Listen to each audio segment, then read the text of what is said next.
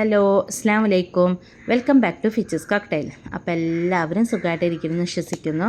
അപ്പോൾ ഇന്നത്തെ റെസിപ്പി മത്തി വറ്റിച്ചതിൻ്റെ റെസിപ്പിയാണ് കേട്ടോ. അപ്പോൾ ഈ മത്തി വറ്റിക്കുന്നത് ഞാൻ മത്തൻ്റെ ഇലയിൽ വെച്ചിട്ടാണ് മത്തി വറ്റിക്കുന്നത്. അടിപൊളി ടേസ്റ്റാണ്. അപ്പോൾ ഞാനിത് മത്തൻ്റെ ഇല എടുക്കാൻ പോകുന്നു കേട്ടോ. അപ്പോൾ പറമ്പിൽ കുറച്ച് മത്തന് വള്ളി ഉണ്ടായിട്ടുണ്ട്. അപ്പോൾ ഞാൻ വേസ്റ്റ് കൊട്ടിന്ന് അങ്ങനെ ഉണ്ടായതാണ് കേട്ടോ, അല്ലാണ്ട് ഞാൻ വിത്തിട്ടുണ്ടായതൊന്നുമല്ല. അപ്പോൾ നല്ല ടേസ്റ്റുള്ള ഇലയായിരുന്നു. അപ്പോൾ ഞാനൊരു ദിവസം താളിച്ചിട്ടുണ്ടായിരുന്നു. അപ്പോൾ നല്ല ടേസ്റ്റ് ഉണ്ടായിരുന്നു. അന്ന് വിചാരിച്ചതാണ് കേട്ടോ ഇതിൽ മത്തി ഒന്ന് വറ്റിച്ച് നോക്കണമെന്ന്. അപ്പോൾ എനിക്ക് കുറച്ച് മത്തി കിട്ടിയപ്പോൾ ഞാൻ വിചാരിച്ചു എന്തായാലും വേണ്ടിയില്ല മത്തൻ്റെ ഇല ഒന്ന് വറ്റിച്ച് നോക്കാമെന്ന് കേട്ടോ. അപ്പോൾ ഞാൻ പറമ്പിലോട്ട് കയറിയിട്ടില്ല. പറമ്പിൽ നിന്ന് ഇങ്ങോട്ട് വള്ളികൾ തൂങ്ങിക്കിടക്കുന്നു കേട്ടോ. അപ്പോൾ അതിൽ നിന്നൊരു 3-4 ഇല നല്ല ഇല നോക്കിയിട്ട് ഇളയ ഇലയാണ് കേട്ടോ. ഇളയ ഇല നോക്കിയിട്ടൊന്ന് പൊട്ടിച്ചിട്ടുണ്ട്. അപ്പം നമുക്ക് റെസിപ്പിയിലോട്ട് കിടക്കാം. അപ്പോൾ ഞാനൊരു പാത്രത്തിലോട്ട് കുറച്ച് മഞ്ഞൾപ്പൊടി ഇട്ട് കൊടുക്കുന്നുണ്ട്. ഒരു 1/2 ടീസ്പൂൺ മഞ്ഞൾപ്പൊടി, അതുപോലെ തന്നെ 1 ടേബിൾ സ്പൂൺ മുളക് പൊടി ചേർത്ത് കൊടുക്കുന്നുണ്ട്. അപ്പോൾ ഇത് അത്യാവശ്യം എരിവുള്ള മുളക് പൊടിയാണ്. പിന്നെ ഒരു 1/2 ടീസ്പൂൺ ഇഞ്ചി വെളുത്തുള്ളിയുടെ പേസ്റ്റ്, പിന്നെ മല്ലിപ്പൊടി കുറച്ചിട്ട് കൊടുത്തിട്ടുള്ളൂ കേട്ടോ.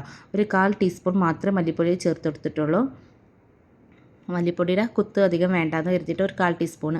ഇനി ഇതിലോട്ട് ഞാൻ ഒരു 10-20 ചുവന്നുള്ളി കേട്ടോ, അതിങ്ങനെ അരിഞ്ഞിട്ട് കൊടുത്തിട്ടുണ്ട്. പിന്നെ ഇത്രയും വലിപ്പമുള്ളൊരു തക്കാളി എടുത്തിട്ടുണ്ട്, അതും ഇതിലോട്ടൊന്ന് അരിഞ്ഞിട്ട് കൊടുക്കുന്നുണ്ട് കേട്ടോ. ഇനി ഇതിലോട്ട് കുറച്ച് കറിവേപ്പിലയാണ് ചേർത്ത് കൊടുക്കുന്നത്. എന്നിട്ട് ഇതെല്ലാം കൂടി നമുക്ക് കൈ വെച്ച് നന്നായിട്ടൊന്ന് നിരടി കൊടുക്കണം കേട്ടോ. കൈ വെച്ചിട്ട് തന്നെ നന്നായിട്ട് തക്കാളിയൊക്കെ ഒന്ന് ഉടച്ച് കൊടുക്കണം കേട്ടോ. ഈ തക്കാളിയും മഞ്ഞപ്പൊടികളൊക്കെ നന്നായിട്ടൊന്ന് കമ്പൈൻ ചെയ്ത് വരണം. അപ്പോൾ നന്നായിട്ട് തന്നെ ഒന്ന് കുഴച്ചെടുക്കാം കേട്ടോ. ഇനി ഇതിലോട്ട് നമുക്ക് ആവശ്യത്തിനുള്ള ഉപ്പും കൂടി ചേർത്തിട്ട് നന്നായിട്ട് ഒന്നും കൂടി ഒന്ന് കുഴച്ച് കൊടുക്കാം കേട്ടോ. അപ്പോൾ ഇത് ചോറിൻ്റെ കൂടെ ഒക്കെ കഴിക്കാൻ നല്ല ടേസ്റ്റാണ്. അപ്പോൾ ചോറിന് ഈ ഒരു കറിയൊന്നും വേണ്ട കേട്ടോ. ഈ ഒരു മത്തി വറ്റിച്ചതുണ്ടെങ്കിൽ നമുക്ക് കുറേ ചോറുണ്ണാം കേട്ടോ. നല്ല ടേസ്റ്റാണ്. ഇനി നമുക്ക് ഇതിലോട്ട് നമ്മൾ കഴുകി വൃത്തിയാക്കി വെച്ചിരിക്കുന്ന മത്തി ചേർത്ത് കൊടുക്കാം. അപ്പോൾ മത്തി ഇഷ്ടമില്ലാത്തവർ കുറച്ച് അധികം ഉണ്ടാവില്ല കേട്ടോ. അപ്പം മിക്കവർക്കും മത്തി ഇഷ്ടമായിരിക്കും. അപ്പോൾ നമ്മൾ ഫ്രൈ ചെയ്തൊക്കെ കഴിക്കുന്നതിന് പകരം ഇങ്ങനെയൊക്കെ ഉണ്ടാക്കി കഴിക്കണമെങ്കിൽ നല്ല ടേസ്റ്റാണ്. അപ്പോൾ മത്തിയും കൂടി ഇട്ടിട്ട് ഞാൻ നന്നായിട്ടൊന്ന് കുഴച്ചെടുത്തിട്ടുണ്ട് കേട്ടോ. ഇനി നമുക്ക് ഒരു മൺചട്ടി എടുക്കണം. മൺചട്ടിയിലോട്ട് ആദ്യം നമുക്ക് മത്തൻ്റെ ഇല ഒന്ന് ഇട്ട് കൊടുക്കാം കേട്ടോ. ഒരു 2 മത്തൻ്റെ ഇല ഞാൻ ഇട്ട് കൊടുത്തിട്ടുണ്ട്. ഇനി അതിൻ്റെ മുകളിൽ കുറച്ച് വെളിച്ചെണ്ണയാണ് ഒഴിച്ചെടുക്കുന്നത്.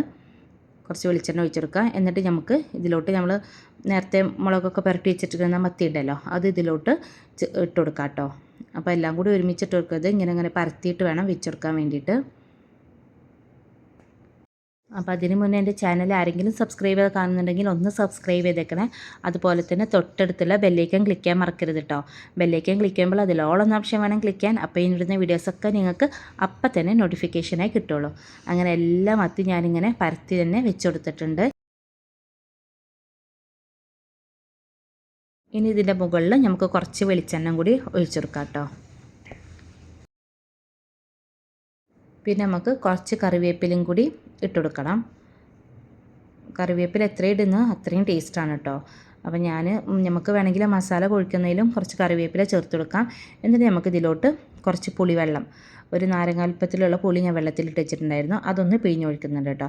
എന്നിട്ട് ഇതിൻ്റെ മുകളിലായിട്ട് നമുക്ക് ഒരു മത്തൻ്റെയിലും കൂടി ഒന്ന് വെച്ചെടുക്കാം കേട്ടോ. 1-2 മത്തൻ്റെയിലും കൂടി ഒന്ന് വെച്ചിട്ട് നമുക്കിതൊന്ന് അടച്ച് വെച്ചിട്ട് ഒരു മീഡിയം ഫ്ലെയിമിൽ വേണം ഇത് കുക്ക് ചെയ്തെടുക്കാൻ വേണ്ടിയിട്ട്.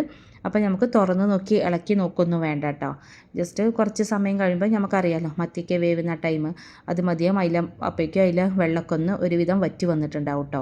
അപ്പോൾ നമുക്ക് അത് കഴിഞ്ഞതിന് ശേഷം ഒന്ന് തുറന്ന് നോക്കാം കേട്ടോ. അപ്പോൾ ഇവിടെ നമ്മുടെ മത്തി വറ്റിച്ച് റെഡി ആയിട്ടുണ്ട്.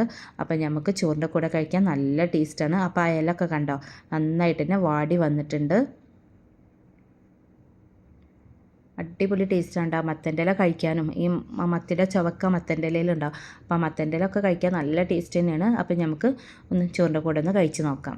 ഞാനൊരു ബീട്രൂട്ട് ഉപ്പേരിയും മാത്രമേ ഉണ്ടാക്കിയിട്ടുള്ളൂ ചോറിന്. പിന്നെ ഇതുണ്ടെങ്കിൽ നമുക്ക് വേറെ കറീൻ്റെ ആവശ്യമൊന്നുമില്ല. നല്ല ടേസ്റ്റാണ്. അപ്പോൾ എല്ലാവരും തീർച്ചയായിട്ടും ട്രൈ ചെയ്ത് നോക്കണം കേട്ടോ.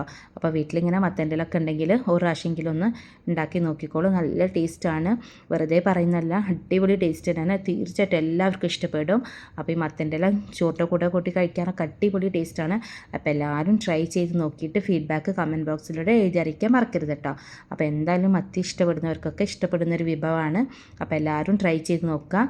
അപ്പോൾ ഇത്രയേ ഉള്ളൂ ഇന്നത്തെ റെസിപ്പി. അപ്പോൾ എല്ലാവർക്കും ഇന്നത്തെ റെസിപ്പി ഇഷ്ടമായെന്ന് കരുതുന്നു. ഇഷ്ടമെങ്കിൽ ലൈക്ക് ചെയ്യുക, ഷെയർ ചെയ്യുക, കമൻറ്റ് ചെയ്യുക, സബ്സ്ക്രൈബ് ചെയ്യുക. ഞാൻ ഈ മത്തിയുടെ ഗ്രേവിയാണ് കറിയായിട്ട് എടുത്തിട്ടുള്ളത്. അപ്പോൾ നമുക്ക് മത്തൻ്റെ ഇലയും കൂടി ഒന്ന് ചോറിൻ്റെ കൂട്ടത്തിലൊന്ന് കഴിച്ച് നോക്കാം കേട്ടോ. നല്ല ടേസ്റ്റാണ്. അപ്പോൾ എല്ലാവരും ട്രൈ ചെയ്ത് നോക്കാൻ മറക്കരുത് കേട്ടോ. അപ്പോൾ എൻ്റെ ചാനലിൽ ഞാൻ കുറേ വീഡിയോസ് അപ്ലോഡ് ചെയ്തിട്ടുണ്ട്. അപ്പോൾ അതൊക്കെ കാണാത്തവരുണ്ടെങ്കിൽ ഒന്ന് പോയി കണ്ട് നോക്കിയിട്ട് സപ്പോർട്ട് ചെയ്യണം കേട്ടോ. അപ്പോൾ നിങ്ങളുടെ സപ്പോർട്ടാണ് എനിക്ക് ആവശ്യം. അപ്പോൾ ഇൻഷാ അല്ലാഹ് അടുത്തൊരു വീഡിയോ വരുന്നവരെ thanks for watching. Keep supporting. Take care.